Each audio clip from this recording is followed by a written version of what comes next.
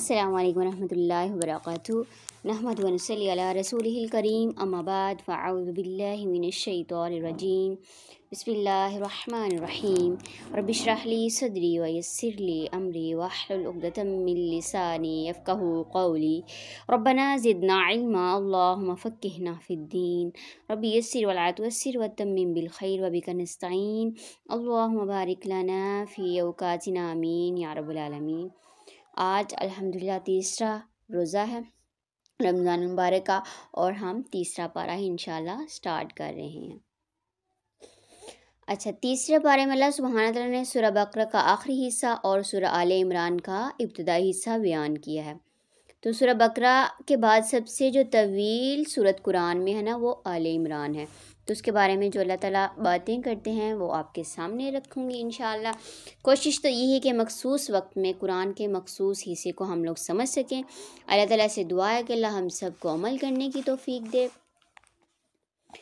Start کرتے ہیں۔ تلک الرسل فضلنا بعضهم على بعض منهم من كلم الله ورفع بعضهم درجات وآتينا عيسى ابن مريم البينات وأيدناه بروح القدس ولو شاء الله ما اقتتل الذين من بعدهم من بعد ما جاءتهم البينات ولكن اختلفوا فمنهم من آمن ومنهم من كفر ولو شاء الله ما اقتتلوا ولكن الله يفعل ما يريد يا أيها الذين آمنوا أنفقوا مما رزقناكم من قبل أن يأتي يوم لا بيع فيه ولا خلة ولا شفاعة والكافرون هم الظالمون الله لا إله إلا هو الحي القيوم لا تأخذه سنة ولا نوم له ما في السماوات وما في الأرض من ذا الذي يشفع عنده إلا بإذنه يعلم ما بين أيديهم وما خلفهم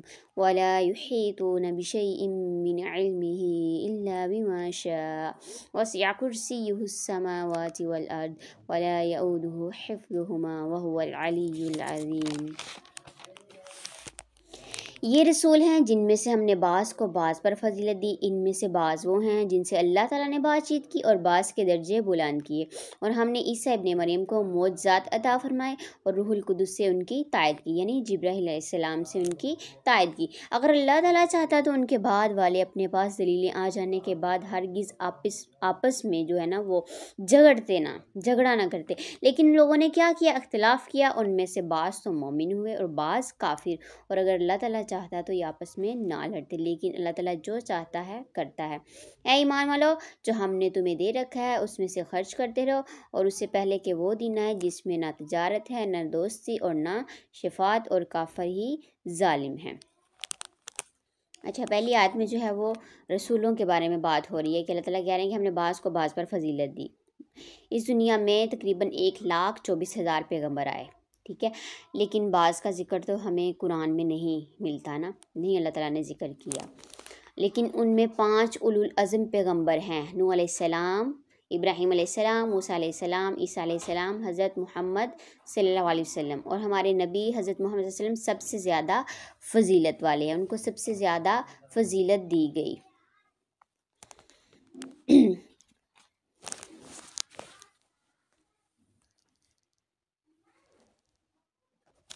پھر دوسری آیت میں اللہ سبحانہ تعالیٰ کیا کہہ رہے ہیں؟ ہم ایمان والوں کو اللہ تعالیٰ مخاطب کر کے کہہ رہے ہیں کہ ان میں سے خرچ کرو، اس رزق میں سے خرچ کرو جو میں نے تمہیں دیا ہے، ٹھیک ہے، اس سے پہلے کہ وہ دن ہے جس میں نہ تجارت ہے نہ دوستی نہ شفاعت اور کافر ظالم ہے، یعنی جلد قیامت کا دن آ جائے گا، اس سے پہلے کہ صدقہ خیرات کرتے رہا کرو، ٹھیک ہے، اللہ کے راستے میں دیتے رہا کرو۔ اللہ لا الہ الا هو الحی القیوم لا تأخذہ سنۃ ولا نوم، کہ اللہ تعالیٰ ہی معبود برحق ہے، جس کے سوا کوئی معبود نہیں، جو زندہ اور سب کا تھامنے والا ہے، جسے نہ اونگ آئے نہ نیند، اس کی ملکیت میں زمین و آسمان کی تمام چیزیں ہیں۔ کون ہے جو اس کی اجازت کے بغیر اس کے سامنے شفاعت کر سکے؟ وہ جانتا ہے جو ان کے سامنے ہے اور جو ان کے پیچھے ہے، اور وہ اس کے علم میں سے کسی چیز کا احاطہ نہیں کر سکتے مگر جتنا وہ چاہے۔ اس کی کرسی کی وسعت نے زمین و آسمان کو گھیر رکھا ہے، وہ اللہ تعالیٰ ان کی حفاظت سے نہ تھکتا ہے اور نہ ہی اکتاتا ہے، وہ تو بہت بلند اور بہت بڑا ہے۔ آیت الکرسی کی فضیلت مختلف احادیث میں ہمیں ملتی ہے، ٹھیک ہے، ہر نماز کے بعد جو اس کو پڑھتا ہے آیت الکرسی کو، اس کے لیے جنت کی بشارت ہے۔ پھر اسی طرح جو رات کو سو کر پڑھتا ہے اس کے لیے فرشتے مقرر ہو جاتے ہیں اس کی حفاظت کے لیے، ٹھیک ہے۔ پھر اسی طرح ایک حدیث سے بھی پتہ چلتا ہے، ابو ہریرہ رضی اللہ عنہ سے مروی ہے کہ نبی کریم صلی اللہ علیہ وسلم نے، وہ کہتے ہیں کہ مجھے زکوٰۃ رمضان یعنی صدقہ فطر کی نگرانی پر مقرر کیا، تو میرے پاس نا ایک شخص آیا، یعنی ایک آنے والا آیا، اور اس نے آتے ہی گلے سے مٹھی بھر کر لینا شروع کیا۔ تو حضرت ابو ہریرہ کہتے ہیں میں نے اس کو پکڑ لیا اور کہا میں تم کو اللہ کے رسول صلی اللہ علیہ وسلم کے پاس لے جاؤں گا، چھوڑوں گا نہیں۔ پھر پورا قصہ بیان کیا، تو اس نے کہا، وہ آنے والے نے کہا، اے ابو ہریرہ جب تم سونے کے لیے اپنے بستر پر جاؤ تو آیت الکرسی پڑھ لیا کرو، تو صبح ہونے تک اللہ تعالیٰ کی طرف سے تجھ پر ایک نگہبان فرشتہ مقرر رہے گا جو کہ تمہاری حفاظت کرے گا، اور شیطان صبح ہونے تک تمہارے قریب نہ پھٹکے گا۔ پھر کیا ہوا، ابو ہریرہ نے یہ تمام واقعہ جو ہے وہ نبی صلی اللہ علیہ وسلم کو بتایا، تو نبی صلی اللہ علیہ وسلم نے فرمایا گو وہ بڑا جھوٹا ہے مگر یہ بات اس نے سچی کہی، وہ شیطان تھا۔ تو اس سے کیا پتہ چلتا ہے کہ آیت الکرسی کی بڑی فضیلت ہے، ٹھیک ہے۔ آیت الکرسی پھر اسی طرح بہت سے مواقع پر بھی آپ لوگ پڑھ سکتے ہیں، ٹھیک ہے، حفاظت کے لیے۔ دین کے بارے میں کوئی زبردستی نہیں، سیدھی راہ ٹیڑھی راہ سے ممتاز اور روشن ہو چکی ہے، اس لیے جو شخص اللہ تعالیٰ کے سوا دوسرے معبودوں کا انکار کر کے اللہ تعالیٰ پر ایمان لائے، اس نے مضبوط کڑے کو تھام لیا جو کبھی نہ ٹوٹے گا، اور اللہ تعالیٰ سننے والا ہے، جاننے والا ہے۔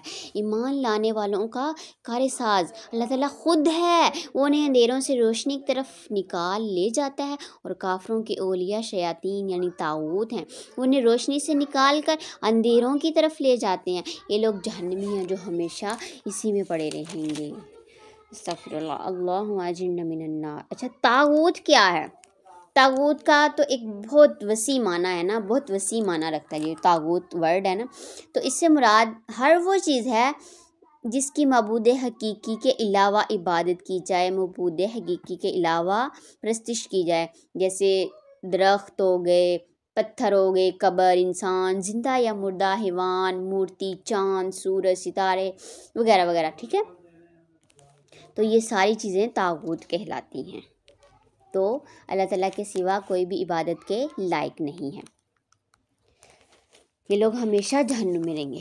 کیا تو نے انہیں نہیں دیکھا جو سلطنت پا کر ابراہیم علیہ السلام سے اس کے رب کے بارے میں جھگڑ رہا تھا؟ جب ابراہیم علیہ السلام نے کہا میرا رب تو وہ ہے جو جلاتا ہے اور مارتا ہے، وہ کہنے لگا میں بھی جلاتا اور مارتا ہوں۔ ابراہیم علیہ السلام نے کہا اللہ تعالیٰ سورج کو مشرق کی طرف سے لے آتا ہے تو اسے مغرب کی جانب سے لے آ۔ اب تو وہ کافر جو ہے نا، وہ کیا اس کو کہتے ہیں، جیسے انسان کو سمجھ ہی نہیں آتی، بھونچکا رہ گیا، اور اللہ تعالیٰ ظالموں کو ہدایت نہیں دیتا۔ یہاں نمرود کی بات ہو رہی ہے، ٹھیک ہے، کیونکہ وہ خود کو خدا مانتا تھا۔ اب اللہ سبحانہ تعالیٰ کیا کریں، یا اس شخص کی مانند کے جس کا گزر اس بستی پر ہوا جو چھت کے بل اوندھی پڑی ہوئی تھی، وہ کہنے لگا اس کی موت کے بعد اللہ تعالیٰ اسے کس طرح زندہ کرے گا؟ تو اللہ تعالیٰ نے اسے مار دیا 100 سال کے لیے، پھر اسے اٹھایا، پوچھا کتنی مدت تجھ پر گزری؟ کہنے لگا 1 دن یا دن کا کچھ حصہ۔ فرمایا بلکہ تو 100 سال تک رہا، پھر اب تو اپنے کھانے پینے کو دیکھ کہ بالکل خراب نہیں ہوا، اور اپنے گدھے کو بھی دیکھ، ہم تجھے لوگوں کے لیے ایک نشانی بناتے ہیں، تو دیکھیں ہم ہڈیوں کو کس طرح اٹھاتے ہیں، پھر ان پر گوشت چڑھاتے ہیں۔ جب یہ سب ظاہر ہو چکا تو کہنے لگا میں جانتا ہوں کہ اللہ تعالیٰ ہر چیز پر قادر ہے۔ وَإِذْ قَالَ إِبْرَاهِيمُ رَبِّ أَرِنِي كَيْفَ تُحْيِي الْمَوْتَى قَالَ أَوَلَمْ تُؤْمِنْ قَالَ بَلَىٰ وَلَٰكِن لِيَطْمَئِنَّ قَلْبِي قَالَ فَخُذْ 4 مِنَ الطَّيْرِ فَصُرْهُنَّ إِلَيْكَ ثُمَّ اجْعَلْ عَلَىٰ كُلِّ جَبَلٍ مِّنْهُنَّ جُزْءًا ثُمَّ ادْعُهُنَّ يَأْتِينَكَ سَعْيًا وَاعْلَمْ أَنَّ اللَّهَ عَزِيزٌ حَكِيمٌ۔ اور جب ابراہیم علیہ السلام نے کہا اے میرے پروردگار مجھے دکھا تو مردوں کو کس طرح زندہ کرے گا، تو جناب باری تعالیٰ نے فرمایا کیا تمہیں ایمان نہیں؟ جواب دیا ایمان تو ہے لیکن میرے دل کی تسکین ہو جائے گی۔ فرمایا 4 پرندے لو، ان کے ٹکڑے کر ڈالو، پھر ہر پہاڑ پر ان کا ایک ایک ٹکڑا رکھ دو، پھر انہیں پکارو، تمہارے پاس دوڑتے ہوئے آ جائیں گے، اور جان رکھو کہ اللہ تعالیٰ غالب ہے، حکمتوں والا ہے۔ جو لوگ اپنا مال اللہ تعالیٰ کی راہ میں خرچ کرتے ہیں ان کی مثال اس دانے جیسی ہے جس میں سے 7 بالیاں نکلیں اور ہر بالی میں 100 دانے ہوں۔ اللہ تعالیٰ جسے چاہے بڑھا چڑھا کر دے، اور اللہ تعالیٰ کشادگی والا اور علم والا ہے۔ اور جو لوگ اپنا مال اللہ تعالیٰ کی راہ میں خرچ کرتے ہیں پھر اس کے بعد نہ تو احسان جتاتے ہیں نہ ایذا دیتے ہیں، ان کا اجر ان کے رب کے پاس ہے، ان پر نہ تو کچھ خوف ہے اور نہ وہ اداس ہوں گے۔ نرم بات کہنا اور معاف کر دینا اس صدقہ سے بہتر ہے جس کے بعد ایذا رسانی، اور اللہ تعالیٰ بے نیاز اور بردبار ہے۔ یا ایہا الذین آمنوا لا تبطلوا صدقاتکم بالمن والاذی کالذی ينفق مالہ رئاء الناس ولا یؤمن باللہ والیوم الآخر فمثلہ کمثل صفوان علیہ تراب فأصابہ وابل فترکہ صلدا لا یقدرون علی شیء مما کسبوا واللہ لا یہدی القوم الکافرین۔ غور سے ذرا سنیے، پیچھے بھی اللہ تعالیٰ نے صدقات کی بات کی ہے کہ احسان جتا کر اس کو ضائع مت کریں، کسی کو ایذا مت دیں، ٹھیک ہے۔ اور یہاں پہ اسپیشل پھر ایمان والوں کو مخاطب کر کے اللہ سبحانہ تعالیٰ کیا کریں، اے ایمان والو اپنی خیرات کو احسان جتا کر اور ایذا پہنچا کر برباد نہ کرو، جس طرح وہ شخص جو اپنا مال لوگوں کے دکھاوے کے لیے خرچ کرے اور نہ اللہ تعالیٰ پر ایمان رکھے نہ قیامت پر، اس کی مثال اس صاف پتھر کی طرح ہے۔ کس صاف پتھر کی طرح ہے؟ جس پر تھوڑی سی مٹی ہو پھر اس پر زوردار بارش برسے اور وہ اسے بالکل صاف اور سخت چھوڑ دے، تو ان ریاکاروں کو اپنی کمائی میں سے کوئی چیز ہاتھ نہیں لگتی، اور اللہ تعالیٰ کافروں کی قوم کو سیدھی راہ نہیں دکھاتا۔ اب یہاں پہ ہم لوگوں نے اپنا جائزہ لینا ہے کہ جب ہم اللہ کے راستے میں کوئی بھی چیز دیتے ہیں یا کسی کو بھی دیتے ہیں تو ہماری نیت کیا ہے، ٹھیک ہے۔ اگر آپ کی نیت خالص نہیں ہے، ریاکاری شامل ہے، تو آپ کے اعمال ایسے ہی برباد ہیں۔ جیسے ایک صاف چٹان ہے، اس کے اوپر مٹی ہے، ٹھیک ہے، اس کے اوپر کچھ نہ کچھ جو ہے نا وہ کھیتی ہو سکتی ہے، مطلب مٹی کافی زیادہ جمی، لیکن جیسے ہی بارش آتی ہے وہ سارا کچھ بہا کے لے جاتی ہے، تو وہ ایک چٹیل پتھر ہے نا، صاف پتھر بن جاتا ہے۔ تو ایسے ہی جو لوگ اپنے اعمال میں ریاکاری کرتے ہیں اور پھر اس کے بعد بعض اوقات کیا ہوتا ہے، اگر کسی کی ہیلپ کر دی ہے، کسی کو کچھ دے دی ہے، تو اس کو ہمیشہ جتاتے ہی رہتے ہیں۔ تو اللہ تعالیٰ پیچھے کیا کہہ رہے ہیں کہ نرم بات کہنا اور معاف کر دینا اس صدقہ سے بہتر ہے جس کے بعد ایذا رسانی ہو، یعنی تکلیف پہنچانا۔ اللہ تعالیٰ بہت بے نیاز اور بردبار ہے۔ اگر آپ لوگ کچھ نہیں دے سکتے تو آپ اس کو کوئی اچھی بھلی بات کہہ دیں، ٹھیک ہے، ایسا نہیں ہے اس کو ایسی باتیں کریں کہ اس کو بہت ہی تکلیف پہنچے، ٹھیک ہے۔ اور اگر کسی کو کوئی بھی کسی کی ہیلپ کرنی ہے، کوئی چیز دینی ہے، تو وہاں پہ احسان مت جتلائیں، کیونکہ جب آپ احسان جتلاتے ہیں، نیکی کر کے اس کو جتلاتے ہیں، تو آپ کی نیکی نہیں رہتی بلکہ نیکی ضائع ہو جاتی ہے، اللہ تعالیٰ کے ہاں آپ کو کسی قسم کا اجر نہیں ملتا۔ ان لوگوں کی مثال جو اپنا مال اللہ تعالیٰ کی رضامندی کی طلب میں دل کی خوشی اور یقین کے ساتھ خرچ کرتے ہیں، اس باغ جیسی ہے جو اونچی زمین پر ہو اور زوردار بارش اس پر برسے اور وہ اپنا پھل دگنا لاوے، اور اگر اس پر بارش نہ بھی برسے تو ہلکی سی پھوار ہی کافی، یعنی ہلکی ہلکی بارش بھی ہو تو کافی ہے، اللہ تمہارے کام دیکھ رہا ہے۔ اب دیکھیں دوسری مثال کیا بتائی جا رہی ہے کہ جو اللہ کی راہ میں خرچ کرتے ہیں اللہ کی رضا چاہنے کے لیے، تو ان کی مثال ایسی ہے کہ ایک باغ ہے جو اونچی زمین پر ہو اور پھر زوردار بارش اس پر برسے اور وہ اپنا پھل جو ہے نا وہ ڈبل پیدا کرے، ٹھیک ہے، دگنا پھل جو ہے نا اس میں لگے۔ تو اگر اس پر بارش نہ بھی پڑے، ہلکی ہلکی بارش آئے تو پھوار ہی کافی ہے، یعنی پھر بھی پھل وہ دے گا۔ اللہ تعالیٰ تمہارے سب کام دیکھ رہا ہے۔ کیا تم میں سے کوئی بھی یہ چاہتا ہے کہ اس کا کھجور اور انگوروں کا باغ ہو جس میں نہریں بہہ رہی ہوں اور ہر قسم کے پھل موجود ہوں؟ اس شخص کا بڑھاپا آ گیا، اس کے ننھے ننھے بچے بھی ہوں اور اچانک باغ کو بگولا لگ جائے جس میں آگ بھی ہو، پس وہ باغ جل جائے۔ اس طرح اللہ تعالیٰ تمہارے لیے آیتیں بیان کرتا ہے تاکہ تم غور و فکر کرو۔ یا ایہا الذین آمنوا انفقوا من طیبات ما کسبتم ومما اخرجنا لکم من الارض ولا تیمموا الخبیث منہ تنفقون ولستم بآخذہ الا ان تغمضوا فیہ واعلموا ان اللہ غنی حمید۔ اے ایمان والو، اپنی پاکیزہ کمائی میں سے اور زمین میں سے تمہارے لیے نکالی ہوئی چیزوں میں سے خرچ کرو، ان میں سے بری چیزوں کے خرچ کرنے کا قصد نہ کرنا جسے تم خود لینے والے نہیں ہو، ہاں اگر آنکھیں بند کر لو اور جان لو کہ اللہ تعالیٰ بے پرواہ اور خوبیوں والا ہے۔ الشیطان یعدکم الفقر ویأمرکم بالفحشاء واللہ یعدکم مغفرۃ منہ وفضلا واللہ واسع علیم۔ شیطان تمہیں فقیری سے دھمکاتا ہے اور بے حیائی کا حکم دیتا ہے۔ اللہ تعالیٰ تم سے اپنی بخشش اور فضل کا وعدہ کرتا ہے۔ اللہ تعالیٰ وسعت والا اور علم والا ہے۔ اب یہاں پہ کیا بات ہو رہی ہے کہ شیطان اکثر جو ہے نا وہ ہمیں فقیری سے ڈراتا ہے۔ اگر تم اللہ کے راستے میں، دیکھیں پیچھے بات ہو رہی ہے نا اللہ کے راستے میں خرچ کرنے کی، اگر تم اللہ کے راستے میں دو گے، اگر تم خرچ کرو گے تو تمہارے پاس کچھ نہیں بچے گا۔ تو اللہ تعالیٰ کہہ رہے ہیں کہ شیطان تمہیں فقیری سے دھمکاتا ہے اور بے حیائی کا حکم دیتا ہے۔ اللہ تعالیٰ تم سے اپنی بخشش اور فضل کا وعدہ کرتا ہے۔ اللہ تعالیٰ کہتے ہیں نا اگر تم اللہ کے راستے میں دو گے تو اللہ تعالیٰ اس کو کتنا بڑھائے گا۔ دیکھیے پیچھے آپ لوگوں نے پڑھا ہے نا کہ اس کی مثال اس دانے جیسی ہے جو اللہ کی راہ میں خرچ کر، جس میں سے 7 بالیاں نکلے اور ہر بالی میں 100 دانے ہوں۔ اب ہر بالی میں 100 دانہ ہو تو کتنا وہ بڑھ جاتا ہے نا۔ تو دیکھیں اللہ تعالیٰ ایسے بڑھاتا ہے، تو شیطان تو ہمیشہ ڈراتا ہے۔ تو اس لیے اللہ کے راستے میں جتنا ہم خرچ کریں گے اللہ تعالیٰ اتنی ہی برکت ہمارے مال میں ڈالے گا۔ دوسرے نے قسم کھا کر کہا تھا کہ میں قسم کھاتا ہوں کہ صدقہ مال کو کم نہیں کرتا۔ ٹھیک ہے، وہ جسے چاہے حکمت اور دانائی دیتا ہے، اور جو شخص حکمت اور سمجھ دیا جائے وہ بہت ساری بھلائی دیا گیا، اور نصیحت صرف عقل مند ہی حاصل کرتے ہیں۔ تم جتنا کچھ خرچ کرو یعنی خیرات اور جو کچھ نظر مانو اسے اللہ تعالیٰ بخوبی جانتا ہے، اور ظالموں کا کوئی مددگار نہیں۔ اگر تم صدقے خیرات کو ظاہر کرو تو وہ بھی اچھا ہے، لیکن اگر تم اسے پوشیدہ مسکینوں کو دے دو تو یہ تمہارے حق میں بہتر ہے۔ اللہ تعالیٰ تمہارے گناہوں کو مٹا دے گا، اور اللہ تعالیٰ تمہارے تمام اعمال کی خبر رکھنے والا ہے۔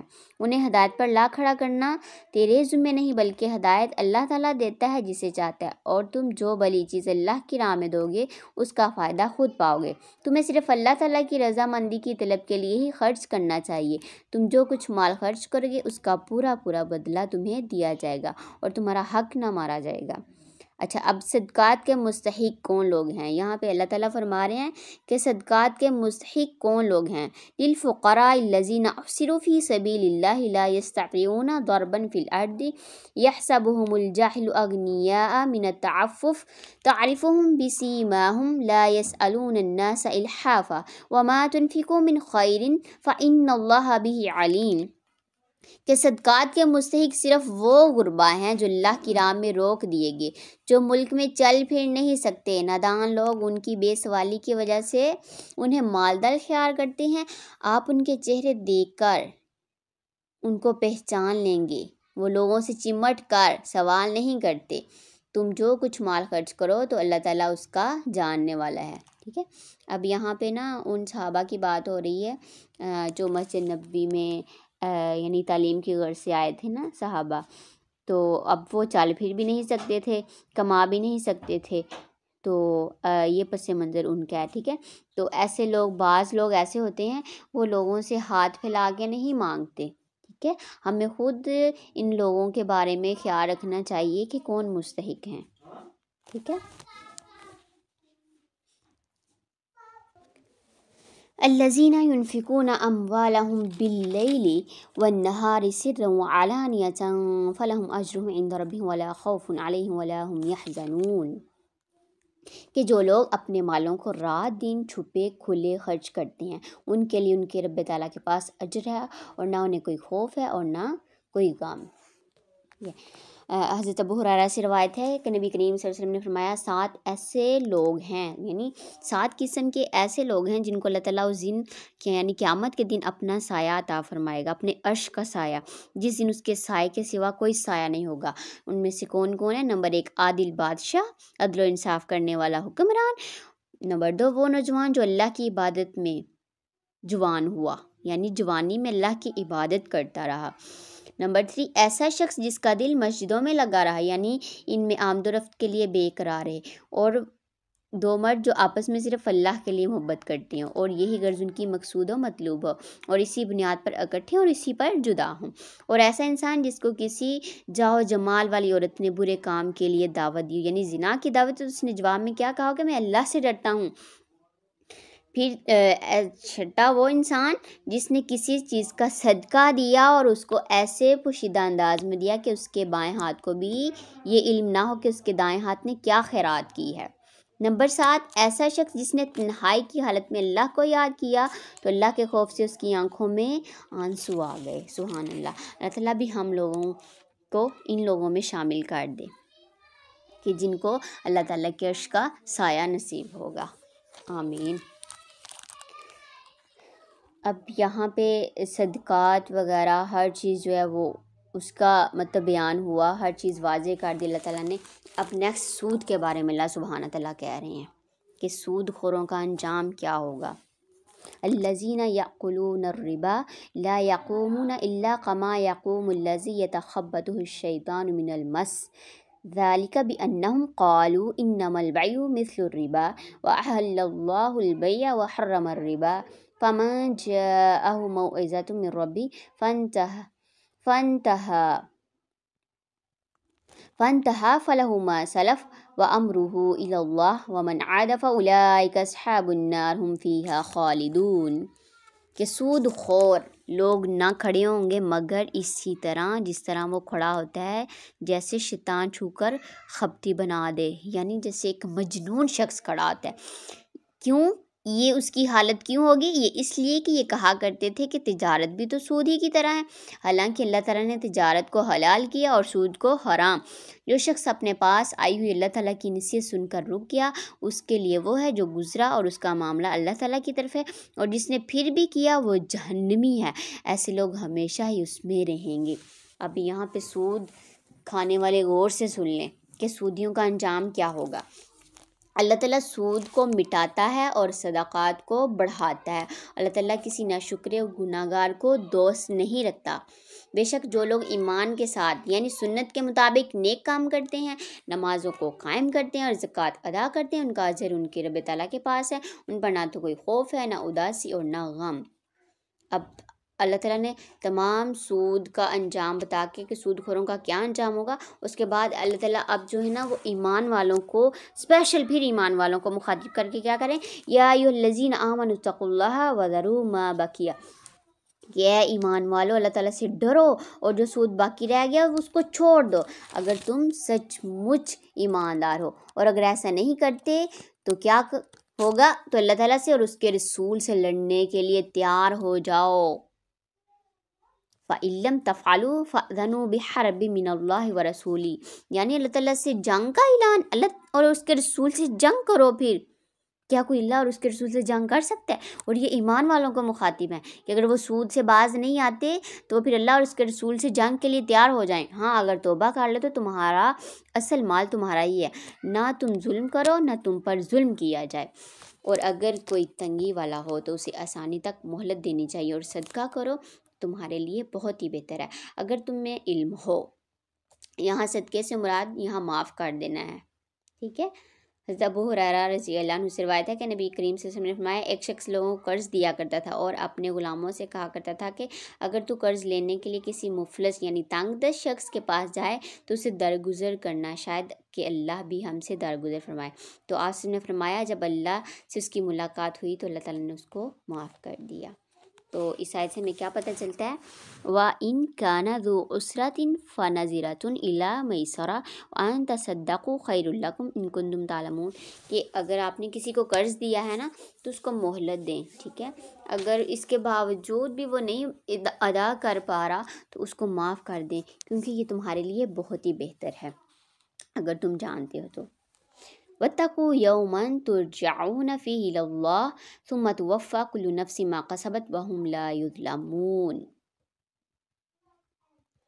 اور اس دن سے ڈرو جس میں تم سب اللہ تعالیٰ کی طرف لوٹائے جاؤ گی اور ہر شخص کو اس کے اعمال کا پورا پورا بدلہ دیا جائے گا اور ان پر ظلم نہیں کیا جائے گا۔ اب یہ نیکسٹ والی آیات بھی بہت ہی امپورٹنٹ ہیں۔ یا ایھا الذین آمنوا اذا تداینتم بدین الی اجل مسمی فاکتبوہ، یہاں پہ بھی اللہ تعالیٰ اسپیشل ایمان والوں کو مخاطب کر رہے ہیں، اے ایمان والوں جب تم آپس میں ایک دوسرے سے لین دین کرو، میعاد مقرر پر قرضہ کا معاملہ کرو تو اسے کیا کرنا ہے؟ لکھ لیا کرو، اور لکھنے والے کو چاہیے کہ تمہارا آپس کا معاملہ عدل سے لکھے، کاتب کو چاہیے یعنی لکھنے والے کو چاہیے کہ لکھنے سے انکار نہ کرے، جیسے اللہ تعالیٰ نے اسے سکھایا بس اسے بھی لکھ دینا چاہیے، اور جس کے ذمہ حق ہو وہ لکھوائے، اور اپنے اللہ تعالیٰ سے ڈرے جو اس کا رب ہے، اور حق میں سے کچھ گٹائے نہیں۔ ہاں جس شخص کے ذمہ حق ہے وہ اگر نادان ہو یا کمزور ہو یا لکھوانے کی طاقت نہ رکھتا ہو تو اس کا ولی عدل کے ساتھ لکھوا دے، اور اپنے میں سے 2 مرد گواہ رکھ لو، اور اگر 2 مرد نہ ہوں تو کیا 1 مرد اور 2 عورتیں، ٹھیک ہے، جنہیں تم گواہوں میں سے پسند کر لو تاکہ ایک کی بھول چوک کو دوسری یاد لے۔ یعنی عورتیں کیوں 2 ہوں گی؟ کیونکہ عورت میں بھول جانے کی عادت ہے، ٹھیک ہے، یہ نیچرل چیز ہے، اس لیے اللہ تعالیٰ نے 2 عورتوں کی گواہی کو قبول کیا، ٹھیک ہے، کہ 2 عورتوں کو تم گواہ بنا لو تاکہ ایک کی بھول چوک کو دوسری یاد دلا دے، اور گواہوں کو چاہیے کہ وہ جب بلائے جائیں تو انکار نہ کریں، ٹھیک ہے۔ اب جب گواہوں کو بلایا جائے نا کسی بھی معاملے میں تو ان کو انکار نہیں کرنا چاہیے، اور قرض کو جس کی مدت مقرر ہے خواہ چھوٹا ہو یا بڑا ہو لکھنے میں کاہلی نہ کرو، سستی نہ کرو، اللہ تعالیٰ کے نزدیک یہ بات بہت انصاف والی ہے، اور گواہی کو بھی درست رکھنے والی اور شک و شبہ سے بھی زیادہ بچانے والی ہے۔ ہاں یہ اور بات ہے کہ وہ معاملہ نقد تجارت کی شکل میں ہو جو آپس میں تم لین دین کر رہے ہو تو تم پر اس کے نہ لکھنے میں کوئی گناہ نہیں۔ خرید و فروخت کے وقت بھی گواہ مقرر کر لیا کرو، یاد رکھو نہ تو لکھنے والوں کو نقصان پہنچایا جائے نہ گواہ کو، اور اگر تم یہ کرو تو یہ تمہاری کھلی نافرمانی ہے۔ لکھنے والے کو کیسے؟ یعنی اس کو یہ نہیں زبردستی نہیں لکھوایا جائے گا، کمی بیشی نہیں کروائی جائے گی، ٹھیک ہے، تو یہ کیا ہوگا؟ کھلی نافرمانی بھی۔ اللہ تعالیٰ سے ڈرو، اللہ تمہیں تعلیم دے رہا ہے، تو اللہ ہر چیز کو خوب جاننے والا ہے، ٹھیک ہے۔ اور اگر تم سفر میں ہو اور لکھنے والا نہ پاؤ تو رہن یعنی قبضے میں رکھ لیا کرو۔ ہاں اگر آپس میں ایک دوسرے سے مطمئن ہو، سیٹسفائی ہو تو جسے امانت دی گئی ہے وہ اسے ادا کر دے، اللہ تعالیٰ سے ڈرتا رہے اور جو اس کا رب ہے، اور گواہی کو نہ چھپاؤ، اور جو اسے چھپانے والا وہ گناہ گار دل والا ہے، یعنی جو گواہی کو چھپائے گا نا تو وہ گناہ گار دل والا ہے، اور جو کچھ تم کرتے ہو اللہ تعالیٰ اسے خوب جانتا ہے۔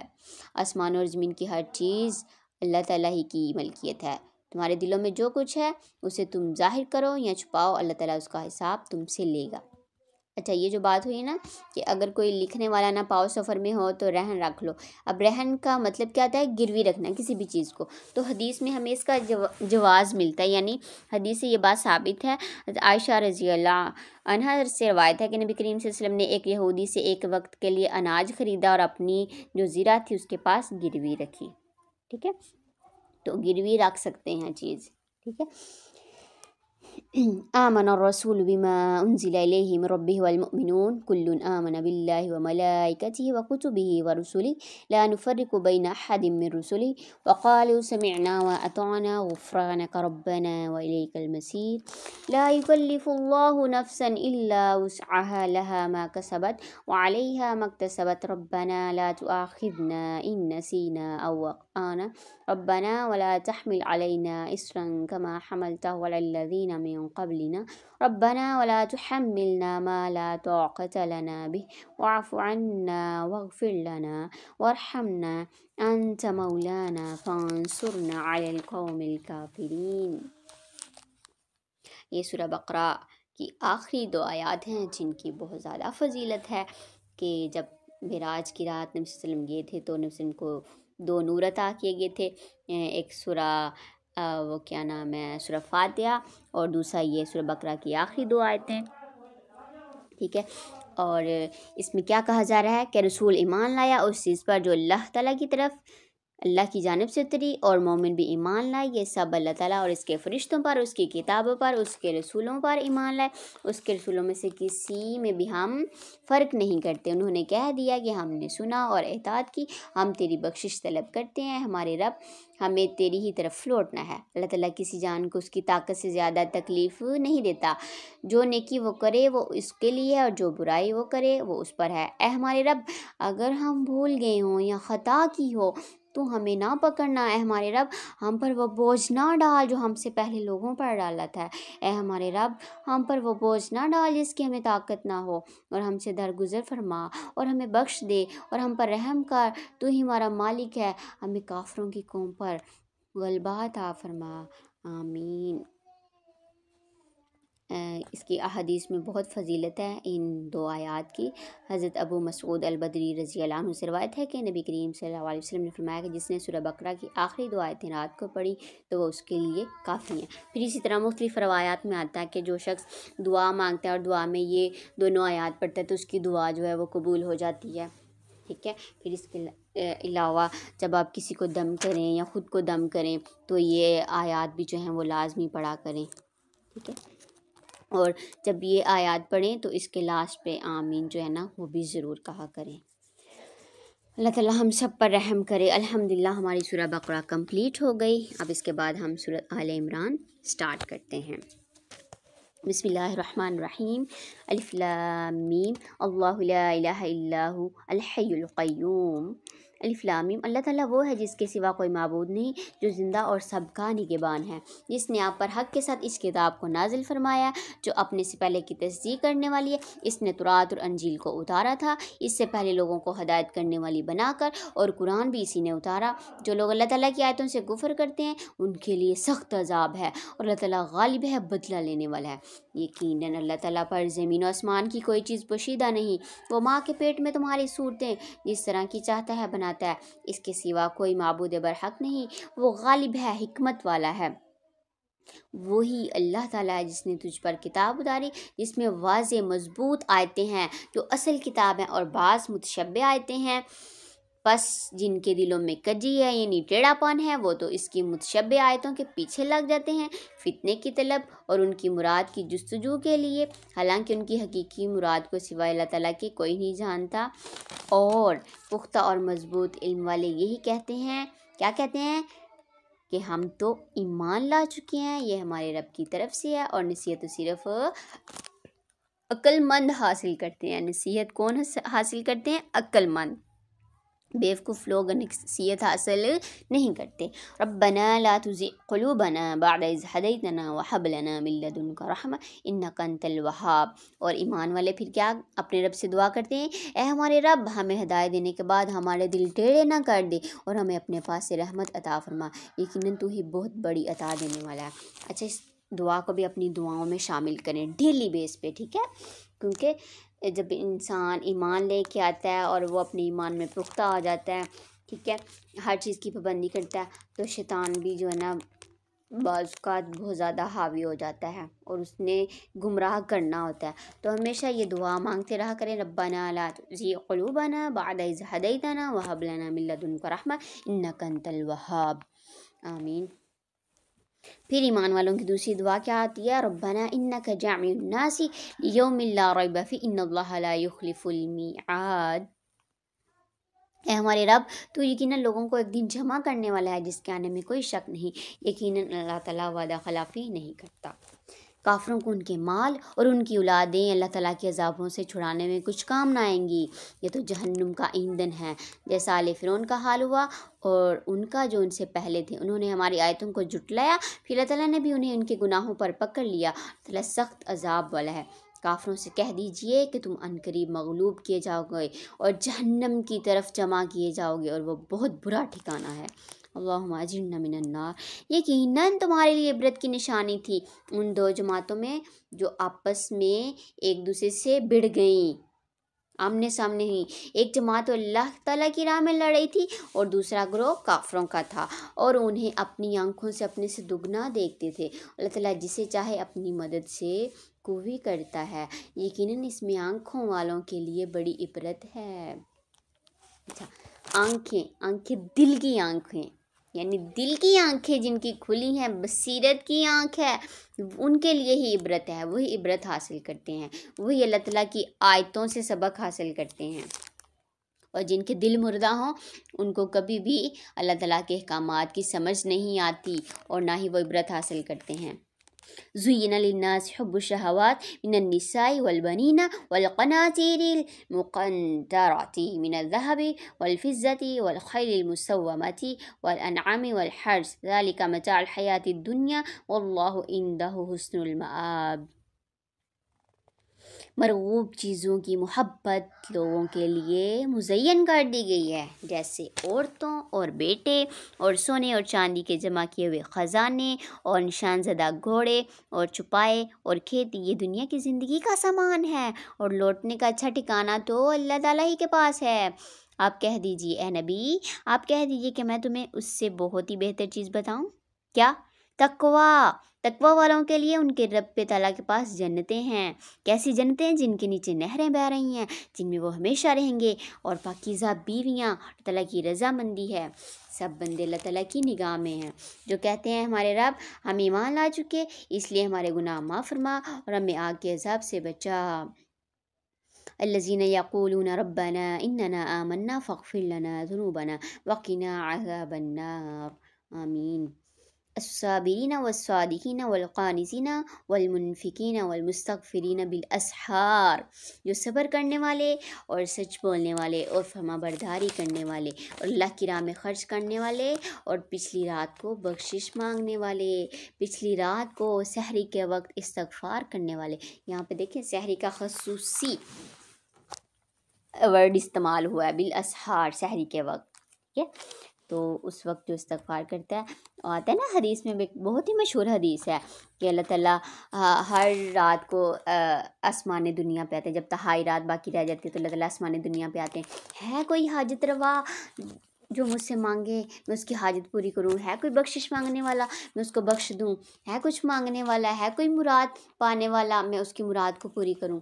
تو اس ٹائم اللہ تعالیٰ دعائیں قبول کرتے ہیں۔ تو اللہ تعالیٰ ہم سب کو تہجد پڑھنے کی بھی توفیق دے اور سحری کے وقت استغفار کرنے کی بھی توفیق دے۔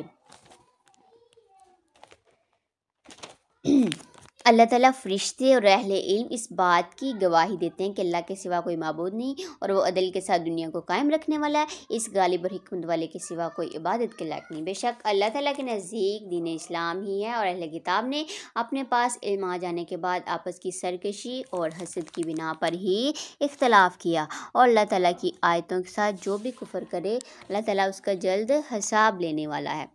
پھر بھی اگر یہ آپ سے جھگڑیں تو آپ کہہ دیں کہ میں اور میرے تابع داروں نے اللہ تعالیٰ کی اطاعت میں اپنا متی کر دیا، یعنی اپنے آپ سپرد کر دیا۔ اور اہل کتاب سے اور ان پڑھ لوگوں سے کہہ دیجئے کیا تم بھی اطاعت کرتے ہو؟ پس اگر یہ بھی تابع دار بن جائیں تو یقیناً ہدایت والے ہیں، اور اگر یہ روگردانی کریں تو آپ پر صرف کیا کرنا ہے؟ آپ کا کام صرف پہنچا دینا ہے، اور اللہ تعالیٰ بندوں کو خوب دیکھ بھال رہا ہے، اللہ تعالیٰ لوگوں کو خوب دیکھ رہا ہے۔ جو لوگ اللہ تعالیٰ کی آیتوں سے کفر کرتے ہیں اور ناحق نبیوں کو قتل کر ڈالتے ہیں، اور جو لوگ عدل و انصاف کی بات کہیں انہیں بھی قتل کر ڈالتے ہیں، تو اے نبی صلی اللہ علیہ وسلم انہیں دردناک عذابوں کی خبر دے دیجئے۔ ان کے اعمال دنیا اور آخرت میں غارت ہیں اور ان کا کوئی مددگار نہیں۔ کیا آپ نے انہیں نہیں دیکھا جنہیں ایک حصہ کتاب کا دیا گیا ہے اور وہ اپنے آپس کے فیصلوں کے لیے اللہ تعالیٰ کی کتاب کی طرف بلائے جاتے ہیں، پھر بھی ان میں سے ایک جماعت کیا کرتی ہے؟ ان کی منہ پھیر کر لوٹ جاتی ہے، یعنی ایک جماعت منہ پھیر کر لوٹ جاتی ہے۔ اس کی وجہ ان کا یہ کہنا ہے کہ ہمیں تو گنتی کے چاند دن ہی جہنم میں ڈالا جائے گا، یا چاند دن ہی آگ جلائے گی ہمیں، تو ان کی گڑی گڑائی باتوں نے انہیں ان کے دین کے بارے میں دھوکے میں ڈال رکھا ہے۔ بس کیا حال ہوگا جب کہ ہم انہیں اس دن جمع کریں گے جس کے آنے میں کوئی شک نہیں، اور ہر شخص اپنا اپنا کیا پورا دیا جائے گا، ان پر ظلم نہ کیا جائے گا۔ اے نبی آپ کہہ دیجئے اے میرے معبود، اے تمام جہان کے مالک، تو جسے چاہے بادشاہی دے اور جسے چاہے سلطنت چھین لے، اور تو جسے چاہے عزت دے اور جسے چاہے ذلت دے، تیرے ہی ہاتھ میں سب بلائیاں ہیں، بے شک تو ہر چیز پر قادر ہے۔ تو ہی رات کو دن میں داخل کرتا ہے اور دن کو رات میں لے جاتا ہے، تو ہی بے جان سے جاندار پیدا کرتا ہے اور تو ہی جاندار سے بے جان پیدا کرتا ہے، تو ہی ہے جسے چاہتا ہے بے شمار روزی دیتا ہے۔ تو مومنوں کو کیا چاہیے؟ مومنوں کو چاہیے کہ ایمان والوں کو چھوڑ کر کافروں کو اپنا دوست نہ بنائیں، اور جو ایسا کرے گا وہ اللہ تعالیٰ کی کسی حمایت میں نہیں، مگر یہ کہ ان کے شر سے کسی طرح بچاؤ مقصود ہو۔ اللہ تعالیٰ خود تمہیں اپنی ذات سے ڈرا رہا ہے اور اللہ تعالیٰ ہی کی طرف لوٹ جانا ہے۔ کہہ دیجئے کہ خواہ تم اپنے سینوں کی باتیں چھپاؤ خواہ ظاہر کرو، اللہ تعالیٰ سب کو جانتا ہے۔ آسمانوں اور زمینوں میں جو کچھ ہے سب اسے معلوم ہے، اللہ تعالیٰ ہر چیز پر قادر ہے۔ جس دن ہر نفس اپنی کی ہوئی نیکیوں کو اور اپنی کی ہوئی برائیوں کو موجود پالے گا تو کیا آرزو کرے گا کہ کاش اس کے اور برائیوں کے درمیان بہت ہی دوری ہوتی۔ اللہ تعالیٰ تمہیں اپنی ذات سے ڈرا رہا ہے، اللہ تعالیٰ اپنے بندوں پر بڑا مہربان ہے۔ کہہ دیجیے اگر تم اللہ تعالیٰ سے محبت رکھتے ہو تو میری تابع داری کرو۔ قل ان کنتم تحبون اللہ فاتبعونی یحببکم اللہ ویغفر لکم ذنوبکم واللہ غفور الرحیم۔ اس آیت میں اللہ سبحانہ تعالیٰ کیا کہہ رہے ہیں کہ ان سے کہہ دیجیے کہ اگر تم اللہ تعالیٰ سے محبت کرتے ہو تو میری پیروی کرو، اس کا فائدہ کیا ہوگا؟ یحببکم اللہ ویغفر لکم ذنوبکم، اللہ تعالیٰ تم سے محبت کرے گا اور تمہارے گناہوں کو معاف کر دے گا۔ اللہ تعالیٰ بڑا بخشش کرنے والا اور مہربان ہے۔ کہہ دیجیے کہ اللہ تعالیٰ اور اس کے رسول کی اطاعت کرو، اگر یہ منہ پھیر لیں تو بے شک اللہ تعالیٰ کافروں کو دوست نہیں رکھتا۔ بے شک اللہ تعالیٰ نے تمام جہان کے لوگوں میں سے آدم کو، نوح کو، ابراہیم کے خاندان اور عمران کے خاندان کا انتخاب فرما لیا، یعنی ان کے خاندان کو چوز کر لیا کہ یہ سب آپس میں ایک دوسرے کی نسل سے ہیں۔ اللہ تعالیٰ سنتا ہے، جانتا ہے۔ جب عمران کی بیوی نے کہا کہ اے میرے رب، جب عمران کی بیوی نے کہا اے میرے رب، میرے پیٹ میں جو کچھ ہے اسے میں نے تیرے نام آزاد کرنے کی نظر مانی، تو میری طرف سے قبول فرما، یقیناً تو خوب سننے والا اور پوری طرح جاننے والا ہے۔ جب بچی کو جنا تو کہنے لگی پروردگار مجھے تو لڑکی ہوئی، تو اللہ تعالیٰ کو خوب معلوم ہے کہ کیا اولاد ہوئی، اور وہ لڑکا لڑکی جیسا نہیں، میں نے اس کا نام مریم رکھا، میں اسے اور اس کی اولاد کو شیطان مردوں سے تیری پناہ میں دیتی ہوں۔ بس اسے اس کے پروردگار نے اچھی طرح قبول فرمایا اور اسے بہترین پرورش دی۔ اس کی خیر خبر لینے والا زکریا علیہ السلام کو بنایا۔ جب کبھی زکریا علیہ السلام ان کے حجرے یعنی محراب میں جاتے تو ان کے پاس روزی رکھی ہوئی پاتے اور وہ پوچھتے اے مریم یہ روزی تمہارے پاس کہاں سے آئی؟ تو وہ جواب دیتی کہ یہ اللہ تعالیٰ کے پاس سے ہے، بے شک اللہ تعالیٰ جسے چاہے بے شمار روزی دے۔ ہنالک دعا زکریا ربہ قال رب ہب لی من لدنک ذریۃ طیبہ انک سمیع الدعاء۔ پھر کیا ہوا؟ اسی جگہ پہ زکریا علیہ السلام نے اپنے رب سے دعا کی، اے میرے پروردگار مجھے اپنے پاس سے پاکیزہ اولاد عطا فرما، بے شک تو دعا کا سننے والا ہے۔ تو اس دعا کو نوٹ کر لیجیے آپ لوگ بھی کہ جو بے اولاد ہیں وہ یہ دعا کیسے سے مانگا کریں، رب ہب لی من لدنک ذریۃ طیبہ انک سمیع الدعاء، کہ ہمارے پروردگار ہے، ہمارے رب ہمیں اپنے پاس سے پاکیزہ اولاد عطا فرما، بے شک تو دعا کا سننے والا ہے۔ بس فرشتوں نے اسے آواز دی جبکہ وہ حجرے میں کھڑے نماز پڑھ رہے تھے کہ اللہ تعالیٰ نے تجھے یحییٰ کی یقینی خوشخبری دیتا ہے جو اللہ تعالیٰ کے کلمہ کی تصدیق کرنے والا سردار ضابطۂ نفس اور نبی ہے نیک لوگوں میں سے۔ کہنے لگے اے میرے رب میرے ہاں بچہ کیسے ہوگا، میں تو بالکل بوڑھا ہو گیا ہوں، میری بیوی بانجھ ہے۔ فرمایا اسی طرح اللہ تعالیٰ جو چاہے کرتا ہے۔ کہنے لگے ذکر اسلام کہنے لگے پروردگار میرے لیے اس کی کوئی نشانی مقرر کر دے۔ فرمایا نشانی یہ ہے کہ 3 دن تک تو لوگوں سے بات نہ کر سکے گا، صرف اشارے سے سمجھائے گا، تو اپنے رب کا ذکر کثرت سے کر اور صبح شام اسی کی تسبیح بیان کرتا رہے۔ اور جب فرشتوں نے کہا اے مریم اللہ تعالیٰ نے تجھے برگزیدہ کر لیا اور تجھے پاک کر دیا اور اس سارے جہان کی عورتوں میں سے تیرا انتخاب کر لیا، اے مریم تو اپنے رب کی اطاعت کر اور سجدہ کر اور رکوع کرنے والوں کے ساتھ رکوع کر۔ یہ غیب کی خبروں میں سے ہے جسے ہم تیری طرف وحی سے پہنچاتے ہیں، تو ان کے پاس نہ تھا جبکہ وہ اپنے قلم ڈالے تھے۔ یہاں پہ نبی صلی اللہ علیہ وسلم کو اللہ سبحانہ تعالیٰ مخاطب ہیں کہ یہ غیب کی خبروں میں سے ہے جسے ہم تیری طرف وحی سے پہنچاتے ہیں، تو ان کے پاس نہ تھا جبکہ وہ اپنے قلم ڈالے تھے کہ مریم کو ان میں سے کون پال لے گا، اور نہ تو ان کے جھگڑنے کے وقت ان کے پاس تھا۔ اذ قالت الملائکۃ یا مریم ان اللہ یبشرک بکلمات منہ، جب فرشتوں نے کہا مریم اللہ تعالیٰ تجھے اپنے کلمے کی خوشخبری دیتا ہے جس کا نام مسیح عیسیٰ بن مریم ہے، جو دنیا اور آخرت میں ذی عزت ہے اور وہ میرے مقربین میں سے ہے، وہ لوگوں سے اپنے گہوارے میں باتیں کرے گا اور ادیڑ عمر میں بھی، اور وہ نیک لوگوں میں سے ہوگا۔ قالت ربی انا یکون لی ولد ولم یمسسنی بشر، کہنے لگی مریم علیہ السلام کہنے لگی الہی مجھے لڑکا کیسے ہوگا، حالانکہ مجھے تو کسی انسان نے ہاتھ بھی نہیں لگایا۔ فرشتے نے کہا اسی طرح اللہ تعالیٰ جو چاہے پیدا کرتا ہے، جب کبھی وہ کسی کام کو کرنا چاہتا ہے تو صرف یہ کہہ دیتا ہے کہ ہو جا تو وہ ہو جاتا ہے۔ اللہ تعالیٰ اسے لکھنا اور حکمت اور تورات اور انجیل سکھائے گا، اور وہ بنی اسرائیل کی طرف رسول ہوگا کہ میں تمہارے پاس تمہارے رب کی نشانی لایا ہوں، میں تمہارے لیے پرندے کی شکل کی طرح مٹی کا پرندہ بناتا ہوں، پھر اس میں پھونک مارتا ہوں تو وہ اللہ تعالیٰ کے حکم سے پرندہ بن جاتا ہے۔ اللہ تعالیٰ کے حکم سے میں مادرزاد اندھے کو اور کوڑی کو اچھا کر دیتا ہوں اور مردے کو جلا دیتا ہوں، اور جو کچھ تم کھاؤ اور جو اپنے گھروں میں ذخیرہ کرو میں تمہیں بتا دیتا ہوں، اس میں تمہارے لیے بڑی نشانی ہے اگر تم ایماندار ہو۔ اور میں تورات کی تصدیق کرنے والا ہوں، اور جو میرے سامنے ہے میں اس لیے آیا ہوں کہ تم پر بعض وہ چیزیں حلال کروں جو تم پر حرام کر دی گی، اور میں تمہارے پاس تمہارے رب کی نشانی لایا ہوں، اس لیے تم اللہ تعالیٰ سے ڈرو اور میری فرما برداری کرو۔ یہاں پہ عیسیٰ علیہ السلام جو ہے نا وہ اپنے ان کے معجزات کی بات ہو رہی ہے کہ اللہ تعالیٰ نے جو بھی ان کو معجزات عطا کیے تھے وہ تمام جو بھی کچھ کرتے تھے اللہ تعالیٰ کے اذن سے کرتے تھے، ٹھیک ہے، نہ کہ ان کے اپنے اختیار میں تھا۔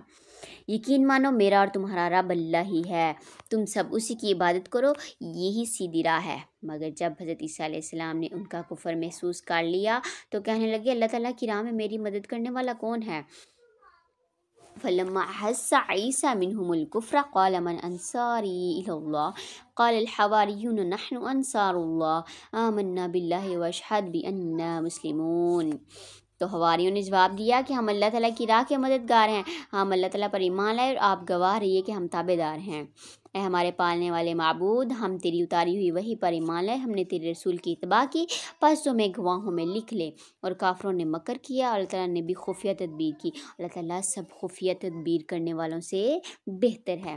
جب اللہ تعالیٰ نے فرمایا کہ اے عیسیٰ میں تجھے پورا لینے والا ہوں، تجھے اپنی جانب اٹھانے والا ہوں اور تجھے کافروں سے پاک کرنے والا ہوں، اور تیرے تابع داروں کو کافروں کے اوپر رکھنے والا ہوں قیامت کے دن تک، پھر تم سب کا لوٹنا میری ہی طرف ہے، میں ہی تمہارے آپس کے تمام تر اختلافات کا فیصلہ کروں گا۔ پھر کافروں کو تو میں دنیا اور آخرت میں سخت تر عذاب دوں گا اور ان کا کوئی مددگار نہ ہوگا، لیکن ایمان والوں اور نیک اعمال کرنے والوں کو اللہ تعالیٰ ان کا ثواب پورا دے گا۔ اللہ تعالیٰ ظالموں سے محبت نہیں کرتا۔ یہ جسے ہم تیرے سامنے پڑھ ہیں آیتیں ہیں اور حکمت والی نصیحت ہیں۔ یہ بس ایسے نہیں ہے کہ پچھلے لوگوں کی کہانی ہے، یہ ہم سب لوگوں کے لیے کیا ہے؟ اللہ تعالیٰ کی طرف سے آیتیں اور حکمت والی نصیحت ہے ہمارے لیے۔ ان تمام واقعات میں اللہ تعالیٰ کے نزدیک عیسیٰ علیہ السلام کی مثال ہو بہو آدم علیہ السلام کی مثال ہے، جسے مٹی سے پیدا کر کے کہہ دیا کہ ہو جا، پس وہ ہو گیا۔ تو تیرے رب کی طرف سے حق یہ خبردار شک کرنے والوں میں نہ ہونا۔ اس لیے جو شخص آپ کے پاس اس علم کے آ جانے کے بعد بھی آپ سے اس میں جھگڑے تو آپ کہہ دیں کہ آؤ ہم تم اپنے اپنے فرزندوں کو اور ہم تم اپنی اپنی عورتوں کو اور ہم تم خاص اپنی اپنی جانوں کو بلا لیں، پھر ہم عاجزی کے ساتھ التجا کریں اور جھوٹوں پر اللہ کی لعنت ڈالیں۔ یقیناً صرف یہی سچا بیان ہے اور کوئی معبود برحق نہیں سوائے اللہ تعالیٰ کے، اور بے شک اللہ غالب اور حکمت والا اللہ تعالیٰ ہی ہے۔ پھر بھی اگر قبول نہ کریں تو اللہ تعالیٰ بھی صحیح طور پر فسادیوں کو جاننے والا ہے۔ آپ کہہ دیجئے کہ اہل کتاب ایسی انصاف والی بات کی طرف آؤ جو ہم میں تم میں برابر ہے۔ کیا برابر ہے ہم میں تم میں؟ کہ ہم اللہ کے سوا کسی کی عبادت نہ کریں اور اس کے ساتھ کسی کو شریک نہ بنائیں، نہ اللہ تعالیٰ کو چھوڑ کر آپس میں ایک دوسرے کو ہی رب بنائیں۔ بس اگر وہ منہ پھیر لیں تو تم کہہ دو کہ گوارو ہم تو مسلمان ہیں۔ اہل کتاب تم ابراہیم کی بابت کیوں جھگڑتے ہو حالانکہ تورات اور انجیل تو ان کے بعد نازل کی گئی؟ کیا تم پھر بھی نہیں سمجھتے؟ سنو تم لوگ اس میں جھگڑ چکے جس کا تمہیں علم تھا، پھر اب اس بات میں کیوں جھگڑتے ہو جس کا تمہیں علم ہی نہیں؟ اللہ تعالیٰ جانتا ہے اور تم نہیں جانتے۔ ابراہیم تو نہ یہودی تھے نہ نصرانی تھے، بلکہ وہ تو ایک خالص مسلمان تھے، وہ مشرک بھی نہ تھے۔ سب لوگوں سے زیادہ ابراہیم سے نزدیک تر وہ لوگ ہیں جنہوں نے ان کا کہا مانا، اور یہ نبی اور جو لوگ ایمان لائے مومنوں کا ولی اور سہارا اللہ ہی ہے۔ اہل کتاب کی ایک جماعت چاہتی ہے کہ تمہیں گمراہ کر دیں، دراصل وہ خود اپنے آپ کو گمراہ کر رہے ہیں اور سمجھتے نہیں۔ اہل کتاب تم باوجود قائل ہونے کے پھر بھی جان بوجھ کر اللہ کی آیات کا کیوں کفر کر رہے ہو؟ اہل کتاب باوجود جاننے کے حق اور باطل کو کیوں خلط ملط کر رہے ہو اور کیوں حق کو چھپا رہے ہو؟ اور اہل کتاب کی ایک جماعت نے کہا جو کچھ ایمان والوں پر اتارا گیا ہے اس پر دن چڑھے تو ایمان لاؤ اور شام کے وقت کافر بن جاؤ تاکہ یہ لوگ بھی پلٹ جائیں، اور سوائے تمہارے دین پر چلنے والے کے اور کسی کا یقین نہ کرو۔ آپ کہہ دیجئے کہ بے شک ہدایت اللہ کی ہدایت ہے، اور یہ بھی کہتے ہیں کہ اس بات کا بھی یقین نہ کرو کہ کوئی اس جیسا دیا جائے جیسا تم دیے گئے ہو، یعنی تمہارے جیسا دین، یا یہ کہ یہ تم سے تمہارے رب کے پاس جھگڑا کریں گے۔ آپ کہہ دیجئے کہ فضل تو اللہ تعالیٰ ہی کے ہاتھ میں ہے، وہ جسے چاہے اسے دے، اللہ تعالیٰ وسعت والا اور جاننے والا ہے، وہ اپنی رحمت کے ساتھ جسے چاہے مخصوص کر لے، اللہ تعالیٰ بڑے فضل والا ہے۔ بعض اہل کتاب تو ایسے ہیں کہ اگر انہیں تو خزانے کا امین بنا دے تو بھی وہ تجھے واپس کر دیں، اور ان میں سے بعض ایسے بھی ہیں کہ اگر تو انہیں 1 دینار بھی امانت دے تو تجھے ادا نہ کریں، یعنی خیانت کریں۔ ہاں یہ اور بات ہے کہ تو اس کے سر پر ہی کھڑا رہے، یہ اس لیے کہ انہوں نے کہہ رکھا کہ ہم پر ان جاہلوں کے حق کا کوئی گناہ نہیں۔ یہ لوگ باوجود جاننے کے اللہ پر جھوٹ کہتے ہیں۔ ہاں مواخذہ ہوگا البتہ جو شخص اپنا قرار پورا کرے اور پرہیزگاری کرے تو اللہ تعالیٰ بھی ایسے پرہیزگاروں کو دوست رکھتا ہے۔ بے شک جو لوگ ان الذین یشترون بعہد اللہ وایمانہم ثمنا قلیلا اولئک لا خلاق لهم فی الآخرۃ ولا یکلمہم اللہ ولا ینظر الیہم یوم القیامۃ ولا یزکیہم ولہم عذاب علیم۔ بے شک جو لوگ اللہ تعالیٰ کے عہد اور اپنی قسموں کو تھوڑی قیمت پر بیچ ڈالتے ہیں ان کے لیے آخرت میں کوئی حصہ نہیں۔ اللہ تعالیٰ نہ تو ان سے بات چیت کرے گا، ان سے کلام تک نہیں کرے گا، نہ ان کی طرف قیامت کا دن دیکھے گا، نہ انہیں پاک کرے گا، اور ان کے لیے دردناک عذاب ہے۔ یقیناً ان میں سے ایسا گروہ بھی ہے جو کتاب پڑھتے ہوئے اپنی زبان مڑوڑتا ہے تاکہ تم اسے کتاب ہی کی عبارت خیال کرو، یعنی وہ بدل دیتے ہیں نا، جو لکھا ہوتا ہے اس کی جگہ پہ کچھ اور پڑھتے ہیں، حالانکہ اور دراصل وہ کتاب میں سے نہیں، اور یہ کہتے بھی ہیں کہ وہ اللہ تعالیٰ کی طرف سے، حالانکہ دراصل وہ اللہ تعالیٰ کی طرف سے نہیں، وہ تو جان بوجھ کر اللہ تعالیٰ پر جھوٹ بولتے ہیں۔ کسی ایسے انسان کو جسے اللہ تعالیٰ کتاب و حکمت اور نبوت یہ لائق نہیں کہ وہ پھر بھی لوگوں سے کہے کہ تم اللہ تعالیٰ کو چھوڑ کر میرے بندے بن جاؤ، بلکہ وہ تو کہے گا کہ تم سب رب کے ہو جاؤ تمہارے کتاب سکھانے کے باعث اور تمہارے کتاب پڑھنے کے سبب، اور یہ نہیں ہو سکتا کہ وہ تمہیں فرشتوں اور نبیوں کو رب بنا لینے کا حکم کرے۔ کیا وہ تمہارے مسلمان ہونے کے بعد بھی تمہیں کفر کا حکم دے گا؟ یعنی جو انبیاء علیہ السلام لوگوں کو صرف اللہ کی طرف بلاتے ہیں، اسی لیے وہ اپنی شان میں مبالغہ کرنے سے بھی لوگوں کو روکتے ہیں، ٹھیک ہے، تاکہ لوگ انہیں بھی خدائی صفات کا حامل نہ سمجھ لیں، ٹھیک ہے۔ حضرت عمر بن خطاب رضی اللہ عنہ سے روایت ہے کہ میں نے نبی کریم صلی اللہ علیہ وسلم کو فرماتے ہوئے سنا کہ مجھ کو اتنا مت چڑھاؤ، میری تعریف میں اتنا مبالغہ نہ کرو جیسے نصارہ یعنی عیسائیوں نے عیسیٰ ابن مریم کو چڑھا دیا۔ میں تو اللہ کا بندہ ہوں اور کچھ نہیں، تو یوں کہو اللہ کے بندے اور اس کے رسول۔